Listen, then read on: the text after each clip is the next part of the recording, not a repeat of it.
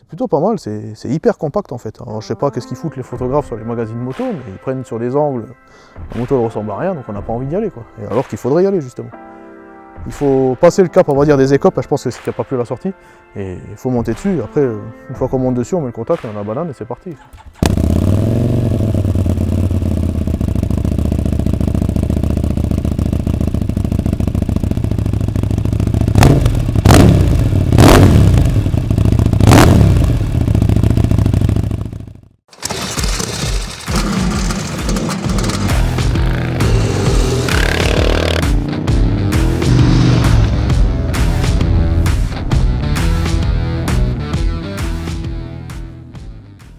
Ce qui est intéressant, c'est qu'on casse tous les codes qui avaient été connus jusqu'avant. Donc on commence par le refroidissement liquide. Ensuite, c'est un twin de 1125 cm3 à 72 degrés. Distribution, bon, 4 arbres à cam, soupape en tête, distribution par linguet.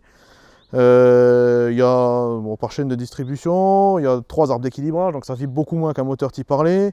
Au niveau puissance, on arrive d'origine, parce que celle-là n'est pas tout à fait d'origine, on arrive à 146 chevaux et 11 mètres kg, donc ça commence à causer. Pour une machine qui, à sec, avec son échappement d'origine, fait 170 kg. 1125 CR pour Café Racer. C'est une machine qui a été produite pas longtemps, à pas tant d'exemplaires que ça. Elle a été produite, on va dire, de fin 2008 à fin 2009, à la fin de quand Harley Davidson a dit stop, on arrête Buell.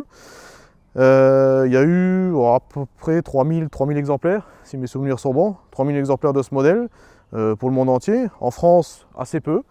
C'est une moto bizarre de par son physique, de par ses caractéristiques techniques. Déjà, ce qui choque au premier abord, en dehors du physique, c'est la compacité de la moto. C'est une moto qui est extrêmement courte, extrêmement petite. Petit exemple, la hauteur de selle est à 775 mm, donc ça veut dire que je touche presque le sol. J'ai pas dit je le touchais, je le touche presque. L'empattement, vous avez 1385 mm. Donc à comparaison, pour comparer une concurrente que j'ai à la maison aussi, un Monster, un S4 RS, en empattement ça fait 1440 mm, donc c'est déjà un peu plus long. Donc ça veut dire que la moto va être assez vive. Si vous regardez ensuite la fourche, l'angle de colonne il est presque vertical, vous avez 21 degrés d'angle de chasse. Donc c'est un angle de chasse qui est relativement fermé, c'est pareil, ça contribue à accentuer encore la vivacité de la moto. Mais ça ne se fait pas au détriment de la stabilité, hein. Au contraire, quand on roule, la moto ne chute pas, c'est pas brutal, c'est vif mais c'est pas brutal.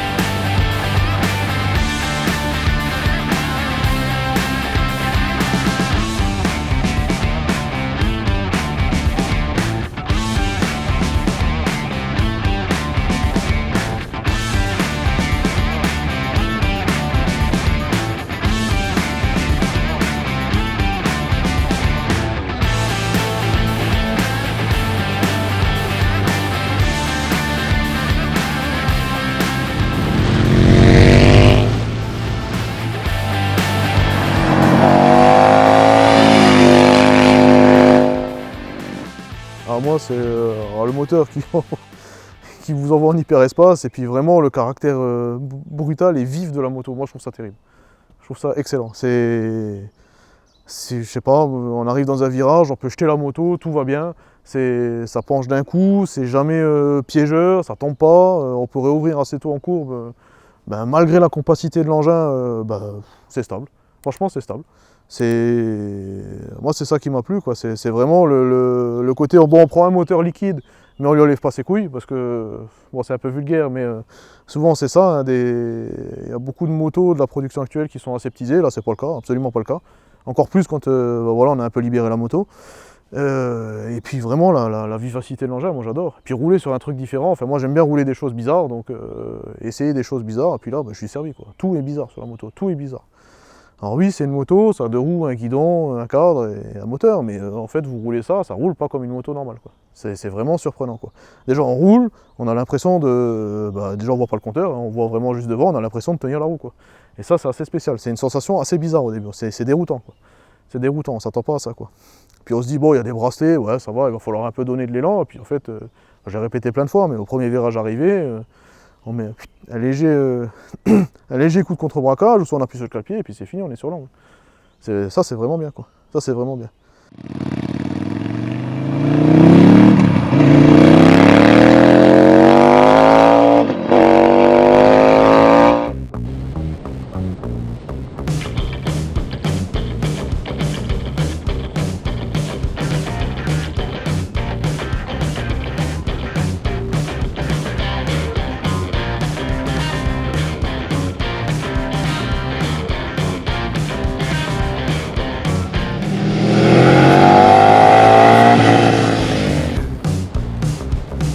Since I was a child, now it's showing its ugly face.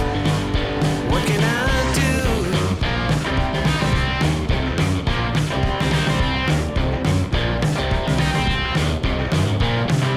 Music creeps into my dreams, wakes me into sweaty sheets.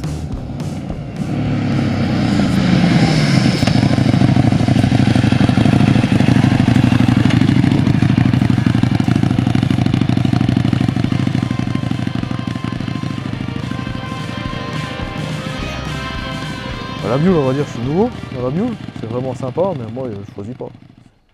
Je choisis pas. Pas de choix à faire. J'aime bien l'Italie quand même, mais je peux pas dire, c'est deux mondes différents, quoi.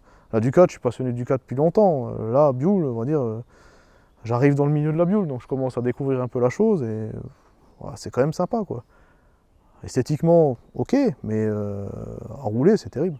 C'est terrible. Mais si on parle juste de caractère, la Ducat, plus que la Buell. Plus que la Buell. Le moteur moins efficace, mais beaucoup plus caractériel. Voilà. Voilà pour un petit résumé, quoi. Par contre, la partie cycle, celle-là est mieux. Là, il n'y a pas à chier. Celle-là est mieux, plus stable, malgré le fait qu'il n'y ait pas d'all-in, c'est plus stable. C'est beaucoup plus stable. Abonnez-vous à la chaîne Bécane et Belles Histoires, parce que c'est une chaîne de passionnés, où vous verrez des motos que vous ne croiserez pas à tous les coins de rue,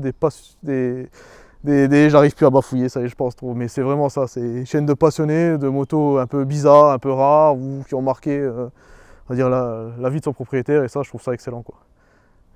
Je trouve ça excellent, il faut pas hésiter, on trouve ça nulle part ailleurs.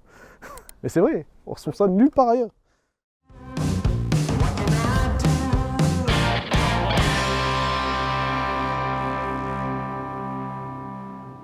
Qu'est-ce que c'est que cette merde? Le mec, quand il l'a vu, il a dû se dire ça, quoi. Qu'est-ce que c'est que cette merde?